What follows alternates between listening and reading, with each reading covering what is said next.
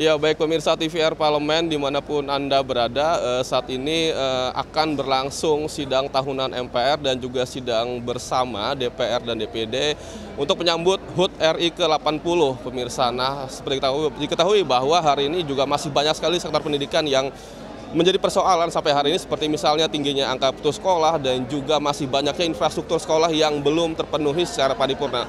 Nah, lantas seperti apa kemudian Komisi 10 menyikapi hal ini terkait dengan refleksi HUT RI ke-80. Saat ini kami sudah bersama dengan Bapak Furtasan Ali Yusuf dari fraksi Partai Nasdem untuk daerah pemilihan Banten 2. Bapak, izin Pak, terkait dengan refleksi HUT RI kita ke-80 Pak, apa yang kemudian menjadi evaluasi Bapak terkait dengan sektor pendidikan Pak terutama ya Pak?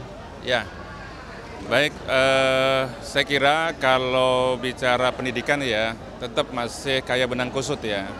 Masih banyak persoalan yang harus kita tarik satu persatu.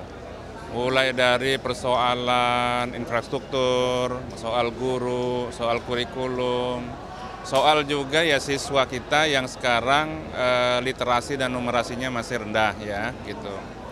Nah, hari ini kebetulan sedang persiapan untuk pidato Presiden. Nah, kita akan lihat ya sejauh mana beliau bisa mengeksplor kira-kira pemikiran beliau untuk 5 tahun ke depan, untuk asta-citanya ya, kira-kira gitu. Makanya nanti saya juga akan tekun mendengarkan pidato ini khususnya di bidang pendidikan sesuai dengan Komisi 10 ini.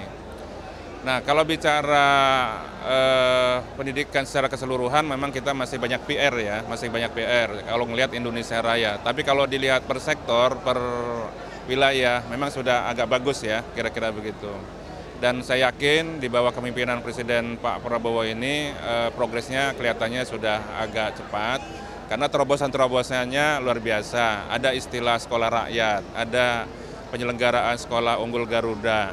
Nah, ini adalah sepanjang sejarah kan belum ada ya, kira-kira gitu. Makanya ini kita sambut baik lah ke program unggulan dari Bapak Presiden Prabowo ini. Pak, ini kan kalau kita bicara sekolah rakyat, ini kan program yang dicanangkan Kemensos Pak. Nah, itu apakah nanti kurikulum yang dilakukan, dikeluarkan itu ada koordinasi Pak dengan Kemendikbud-Ristek? Ya, betul. Jadi memang leading sektor yang sekarang dijalankan itu untuk sekolah rakyat itu memang dari Kemensos. Tapi semua produknya, kurikulumnya, gurunya tidak lepas dari Kemendikdasmen ya.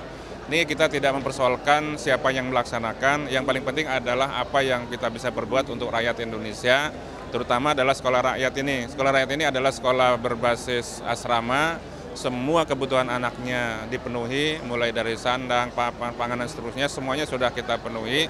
Tinggal sekarang mindset anak-anak bahwa mereka harus meraih mimpi yang lebih baik begitu. Pak, lalu Pak, reformasi pendidikan kan rasanya dimulai ketika Komisi 10 itu berupaya revisi Undang-Undang Sisdiknas Pak. Nah, itu apa yang kemudian menjadi poin penting Pak dari revisi itu dan mungkin harapannya supaya ke depan di tahun ini bisa terrealisasi undang-undang itu Pak? Ya, kita berangkat dari revisi undang-undang karena memang dari seluruh persoalan mudah-mudahan bisa kita atasi. Undang-undang ini akan menyatukan 4 undang-undang sebelumnya yang memang ini berserakan ya.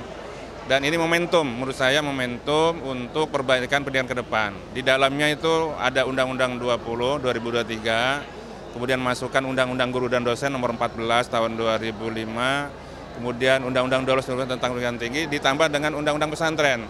Nah, kalau di dalam ini konsepnya adalah menggunakan kodifikasi. Undang-Undang Pesantren itu adalah pendidikan keagamaan. Nah, undang-undang yang bidang pendidikan ini yang berserakan kita jadikan satu. Konsepnya adalah kodifikasi. Mudah-mudahan dengan selarasnya undang-undang ini semuanya bisa lebih baik ya. Gitu. Pak Furtasan, terima kasih Pak atas waktunya. Selamat bertugas kembali Bapak.